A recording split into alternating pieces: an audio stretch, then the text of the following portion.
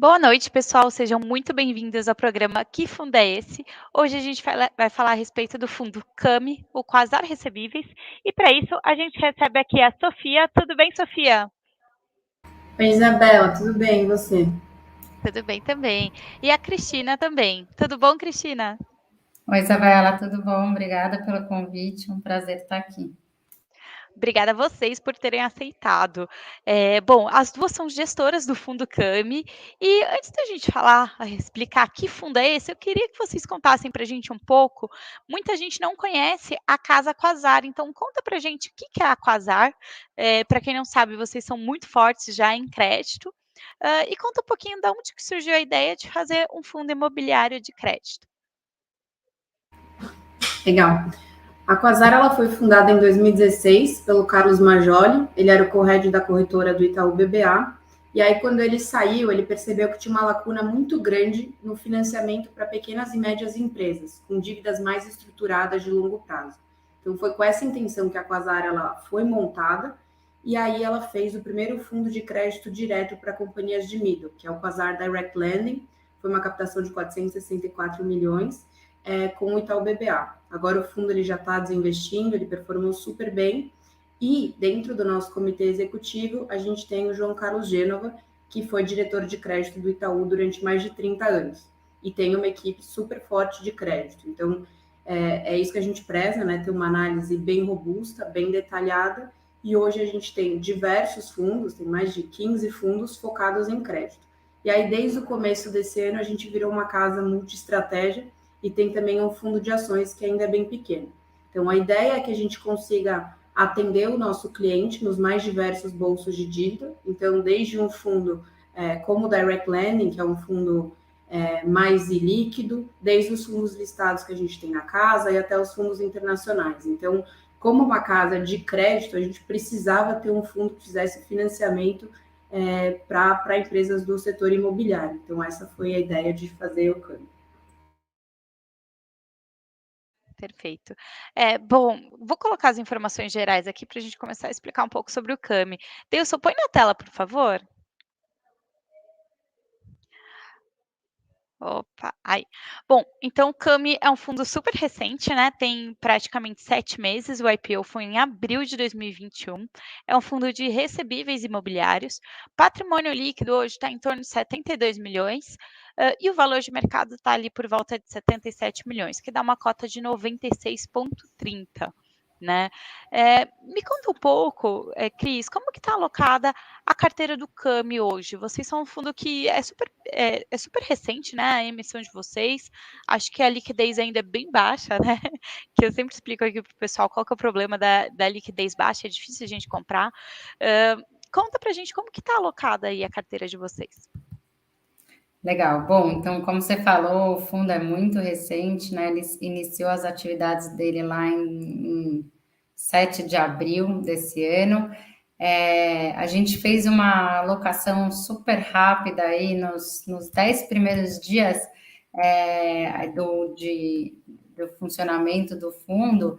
Ele já estava com 75% mais ou menos do valor captado alocado, né? E daí a gente terminou a alocação dele aí no final de julho, e hoje a gente tem basicamente 4 operações, né? 4 CRIs diferentes aí.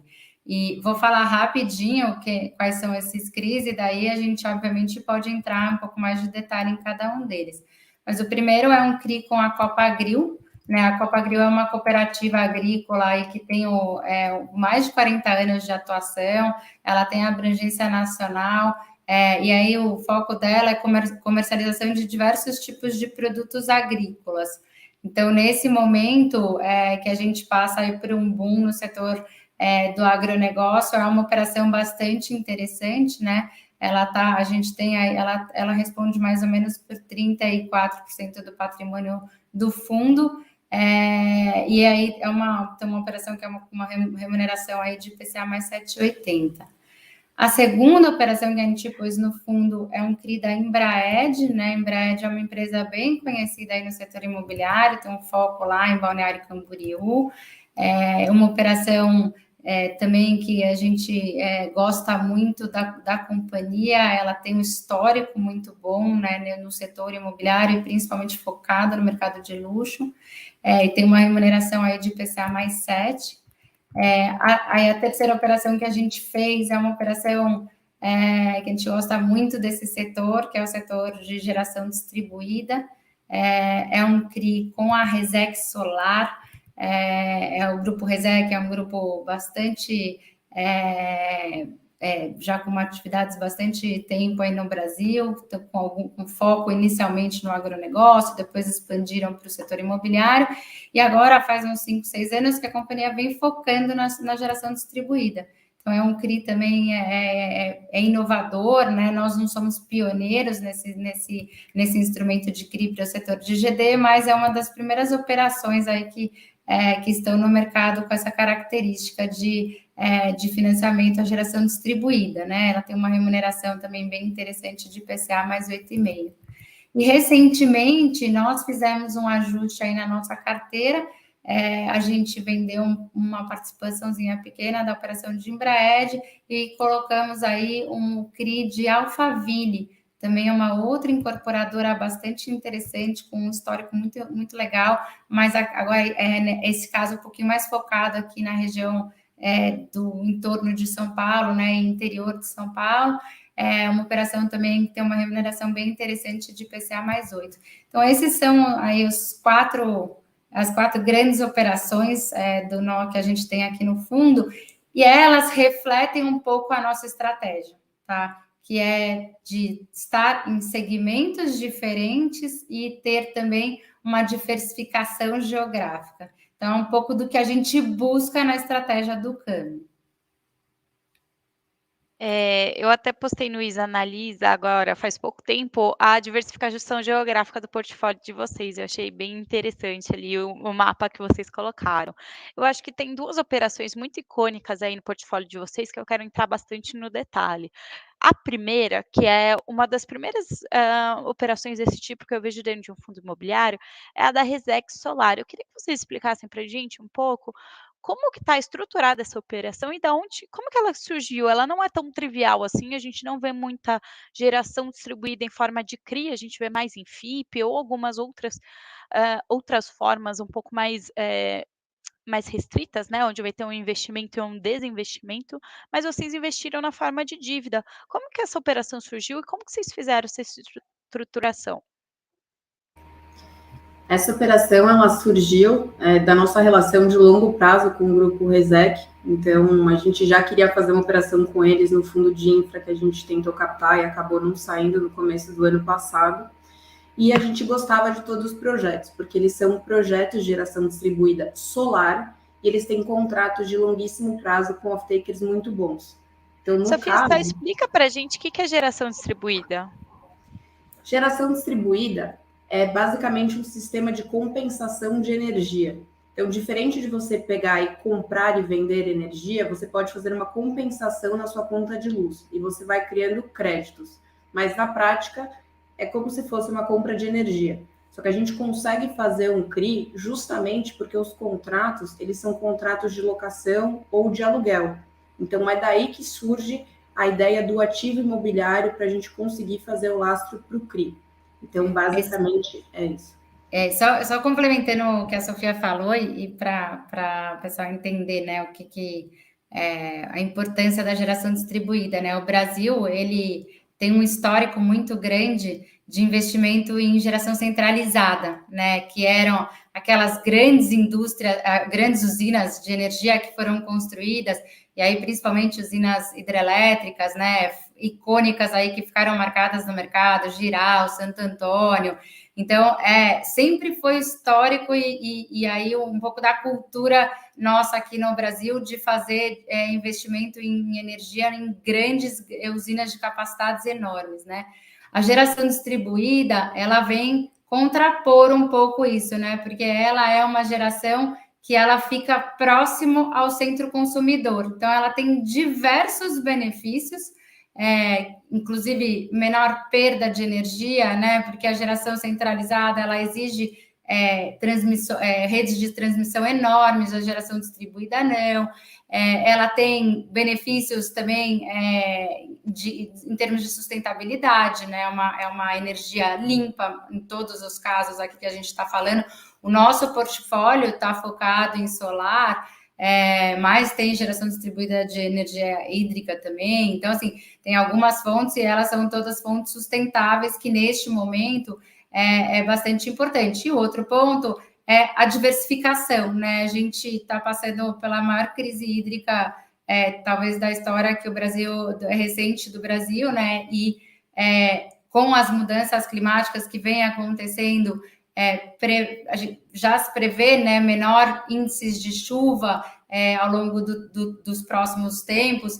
Então, ter aí uma alternativa, por exemplo, da energia solar, que ela, teoricamente, né, não tem fim, é bastante importante nesse momento, né? Então, por isso também a geração distribuída é um setor muito interessante e muito importante no momento que a gente está vivendo.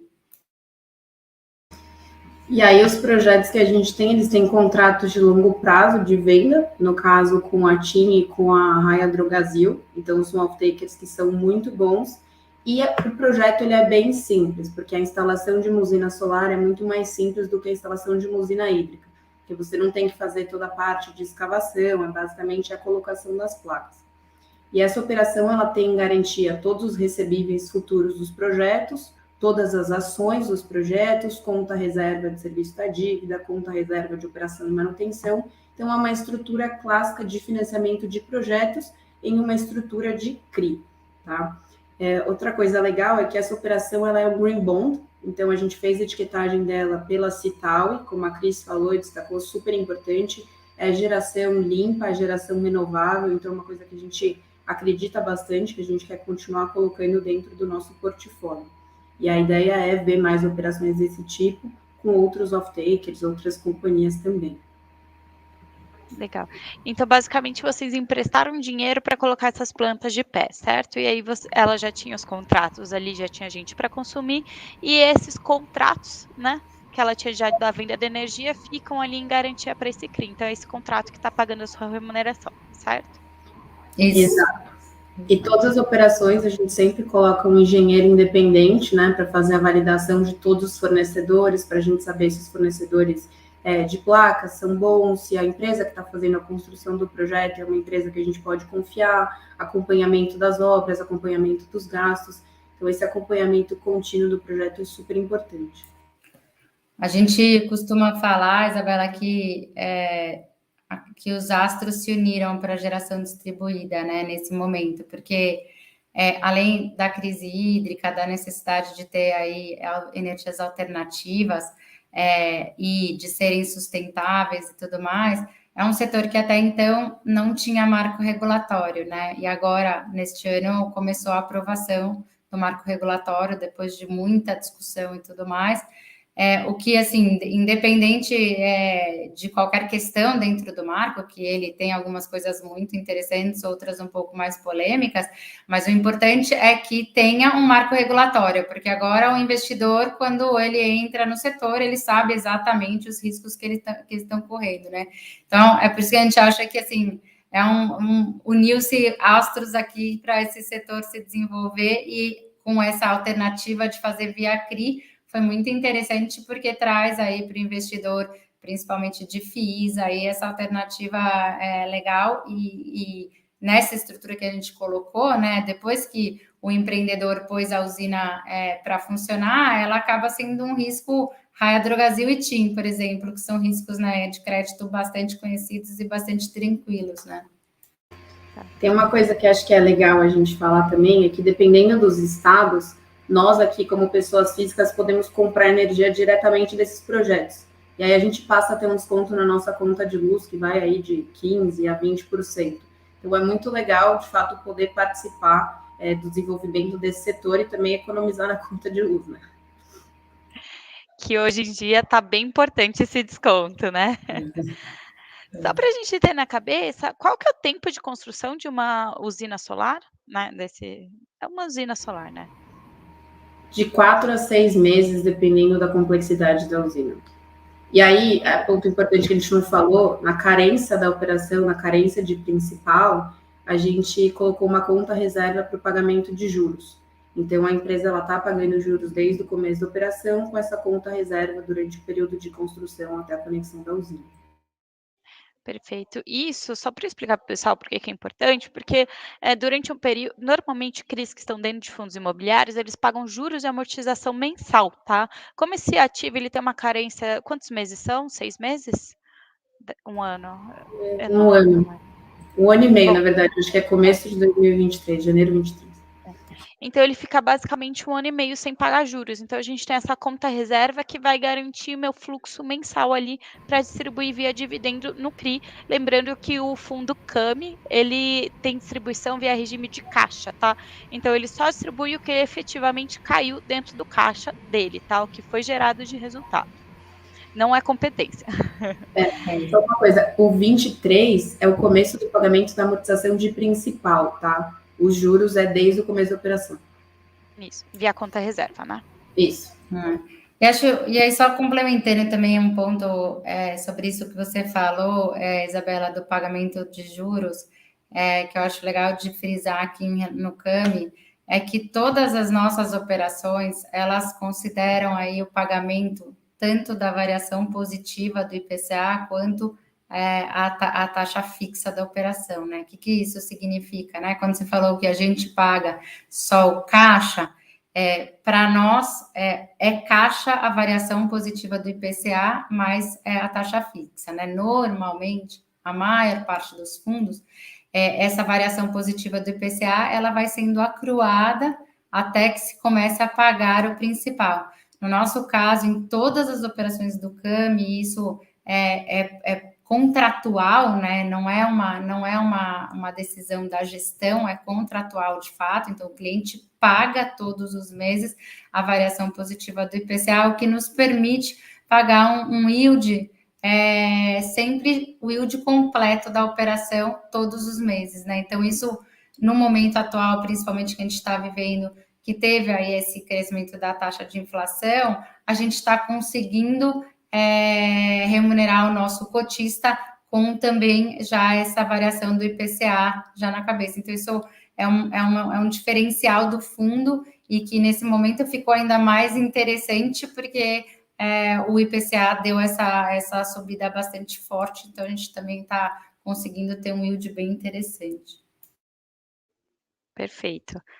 Bom, eu queria agora entrar no Copagril. Por que eu quero entrar nesse tema? Eu acho que é um tema que está sendo muito discutido agora, principalmente com a evolução do FIAGRO, né?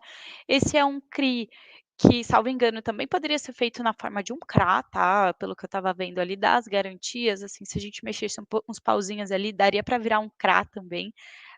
Eu acho bem interessante. Queria que vocês explicassem para a gente um pouco como foi feita essa operação. Legal.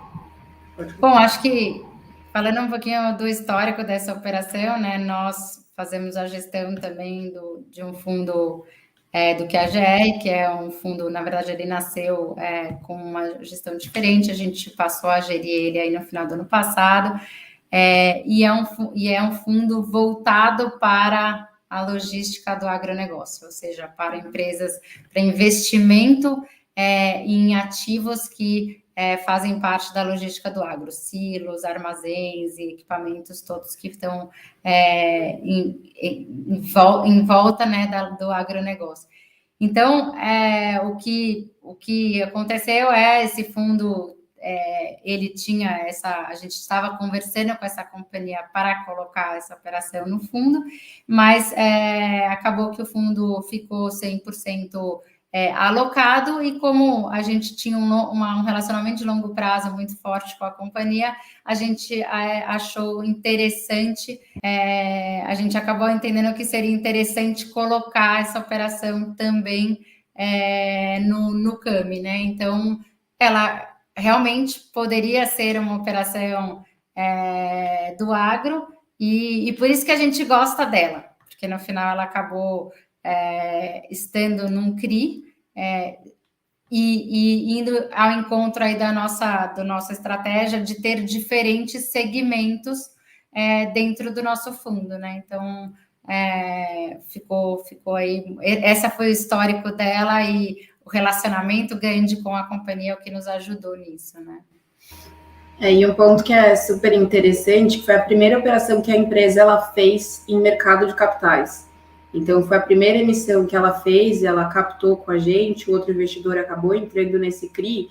Então, uma das características do CAMI é que a gente quer fazer operações com empresas que estejam numa fase de transição.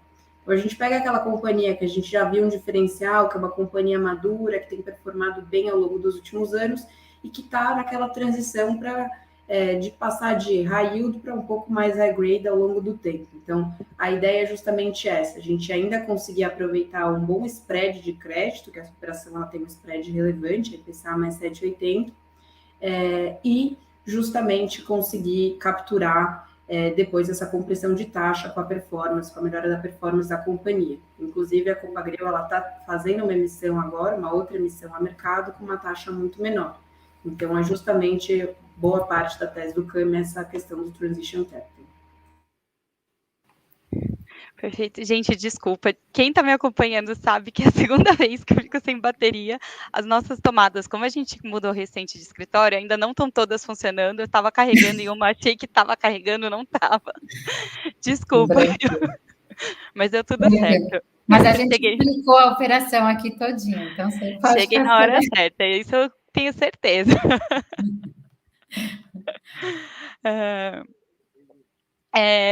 Bom, eu vou abrir aqui já para umas perguntas aqui do pessoal. O Marcos está perguntando aqui se vocês pretendem girar a carteira para adiantar parte dos recursos acruados. Acredito que deve ser o rendimento já. Na verdade, acho que é importante deixar claro o ponto que a gente falou do IPCA, né? A gente não acrua o IPCA, então a gente já paga o IPCA na cabeça de todas as nossas operações, tá? Os 4 CRIs fazem isso. Então, para o Marcos entender, o que acontece é que no momento em que começar as amortizações, todas elas ainda estão em período de carência, tá? A definição do período de carência é caso a caso, né, na nossa estruturação. Hoje todas elas estão na carência. Na hora que a gente começar a pagar o principal, nós vamos começar a pagar o valor que a gente deu de dívida para o cliente, porque todo o IPCA a gente já vem pagando. Né? Então, isso é um ponto bem que fique bem claro, né? Porque é um diferencial interessante do fundo.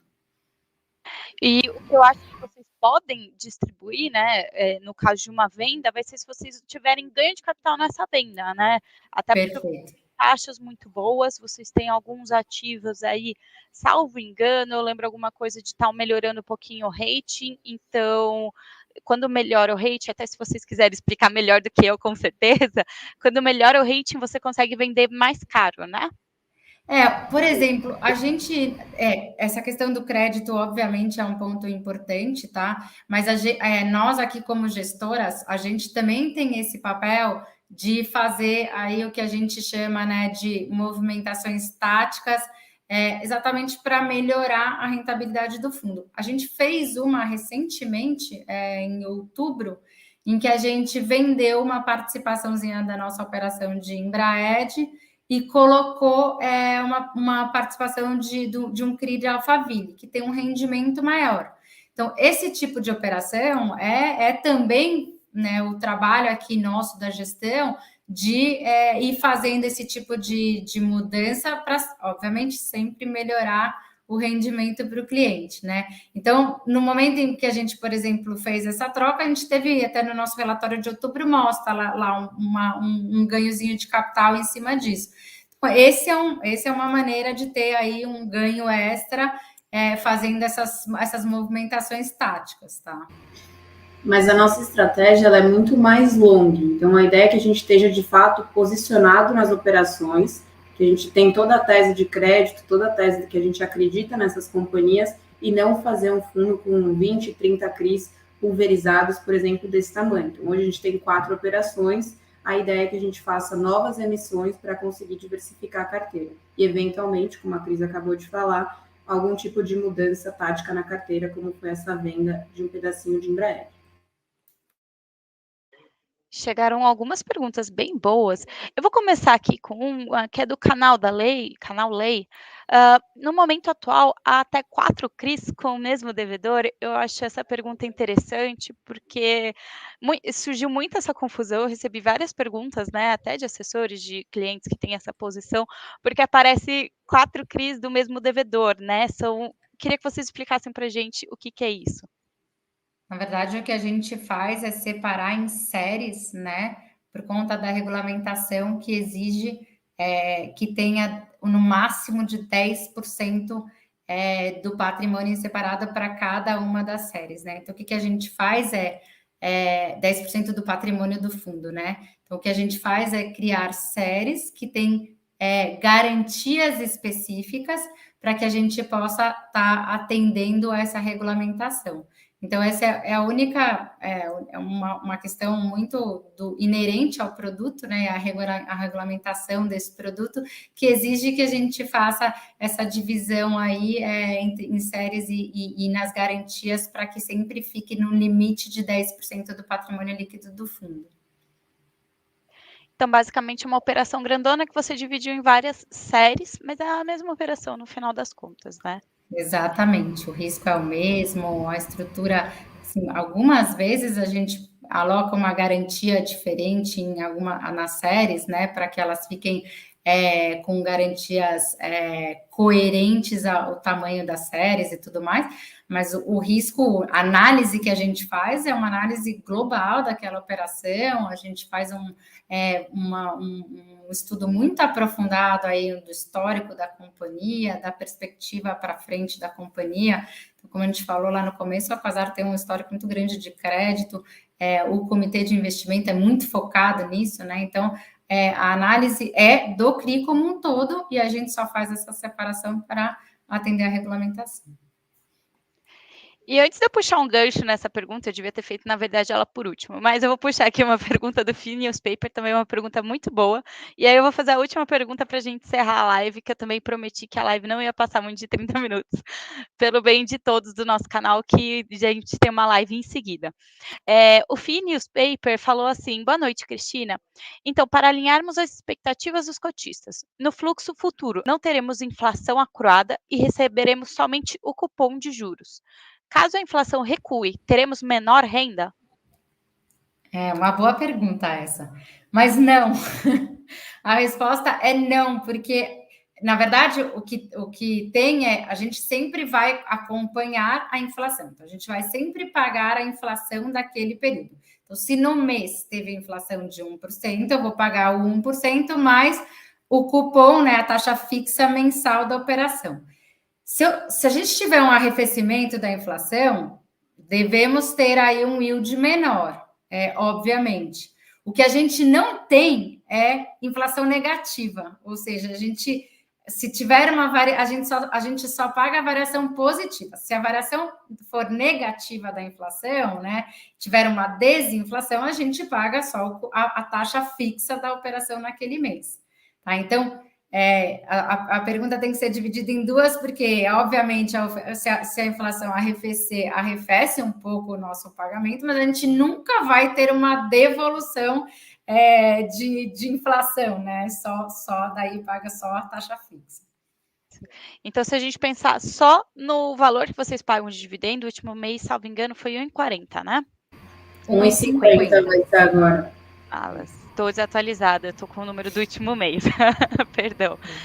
Então, esse 1,50 tem uma parte que é a parte fixa, né, que vão ser, sei lá, 8%, tá 7,75, né, em cima do valor principal. Aí tem a inflação também mensal que vai sempre acruando. Se esse 7,75 sempre 7,75, a inflação vai variar. Se a gente tiver uma inflação menor, o dividendo acaba diminuindo um pouco, tá? Mas ele não vai ser baixo, porque as taxas são bem altas do fundo. Tá. Isso. E hoje, assim, para o pessoal ter uma ideia aí de performance do fundo, o nosso fundo, ele sempre olha aí para as operações que hoje estão no fundo, olham para a inflação de 2 meses atrás, né? Então, dá para ter uma boa ideia, né? Considerando aí que a gente já sabe a inflação dos meses no 15 do mês seguinte, você consegue saber a inflação do mês anterior, que é mais ou menos qual vai ser o rendimento do fundo aí nos próximos 2 meses, né? Então, como a gente está ainda com um momento de inflação boa, a gente deve continuar conseguindo distribuir aí um bom rendimento, pelo menos pelos próximos 2 meses. Perfeito. E agora a última pergunta para a gente fechar aqui, até respondendo algumas perguntas aqui que vieram, mas eu acho que vai ficar tudo claro. Eu queria que vocês contassem um pouco dos próximos passos do fundo, tá? O que vocês estão vendo de futuro para o fundo mesmo, tá? Hoje o fundo ele é muito concentrado no que diz respeito aos cotistas, então a liquidez dele é super baixa, a gente tem menos de 700 cotistas. Então a nossa intenção é fazer um pipeline robusto, a gente já tem um pipeline grande que a gente está construindo, e assim que tiver espaço, fazer uma nova emissão, respeitando exatamente o que a gente fez na primeira. A gente vai com um pipeline muito bem definido, fazer essa alocação rápida e crescendo. A gente foca no longo prazo, então a gente não tem intenção de fazer um crescimento rápido, a gente prefere fazer um crescimento devagar, vai, aloca, performa, e assim dar continuidade do longo prazo. Então, resumindo, expandir a nossa base de cotistas e fazer uma nova emissão assim que o mercado permitir, para a gente conseguir pulverizar um pouco mais e ter liquidez, né? Porque hoje, se alguém comprar uma cota do fundo, as cotas R$1.000 já muda totalmente o preço da cota. E como que vai ficar a carteira do fundo com uma próxima emissão? Vocês pretendem... A ideia é que a gente continue com a mesma estratégia. Mais focado em IPCA e com mais devedores, ou vocês vão fazer um mix de indexadores? Não, a gente está olhando operações em CDI também, tá? O fundo pode fazer operações em CDI.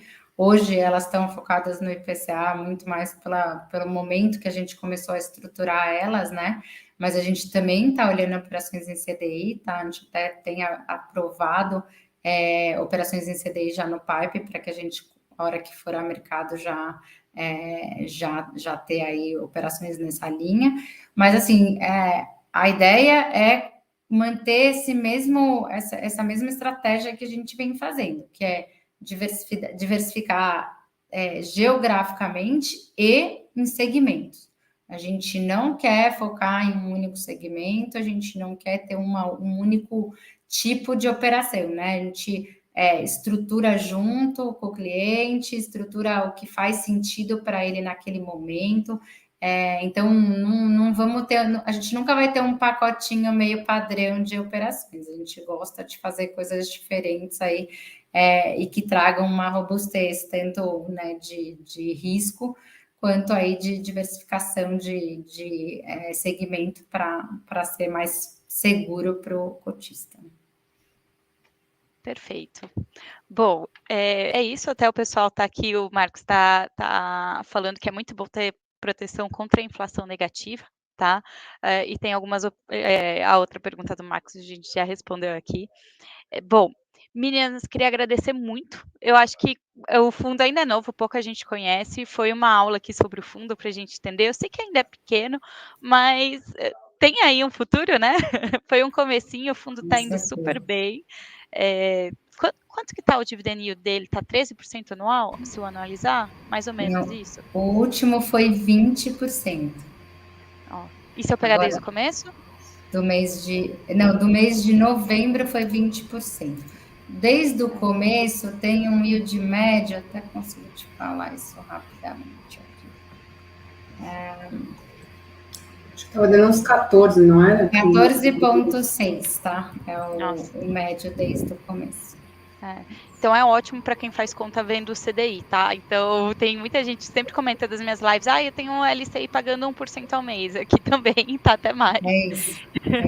Então tem alguns fundos imobiliários que são, a maioria dos fundos imobiliários, ainda mais no preço de hoje, eu sei que subiu um pouco, mas paga aí um dividendo bem interessante, eu acho que de vocês é bem interessante, porque você diversifica o risco e ainda consegue pagar aí mais de 1% ao mês. Então é uma opção aí para quem quer conhecer novos fundos que ainda não estão no radar dos investidores, né?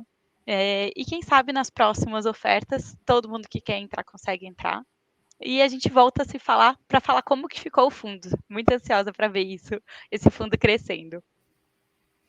Obrigada, Isabela. Obrigada a Combinado. vocês. Muito Queria obrigada. agradecer muito pela presença de vocês aqui e pela participação no programa. Foi um prazer. A gente que agradece. Obrigada. Obrigada. Obrigada, pessoal.